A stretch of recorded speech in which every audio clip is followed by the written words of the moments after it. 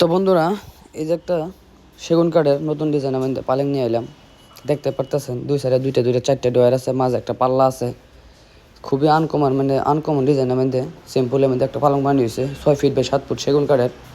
তো পছন্দের লাইক করবেন, কমেন্ট করে জানাবেন, আর আমার ভিডিওটা বেশি করে শেয়ার করবেন, তো ছবি দেখতে পারে। আর আমার নতুন নতুন ফার্নিচারের আপডেট প্রত্যেকদিন ফাইবার হলে আমার পেজটাকে ফলো করে রাখবেন। আর যারা ইউটিউবে দেখতেছেন তারা সাবস্ক্রাইব করে দিবেন। আমরা প্রত্যেকদিন নতুন নতুন ফার্নিচারের আপডেট দিই, প্রত্যেক দিন সকালে একটা বিকালে একটা আপডেট দিই।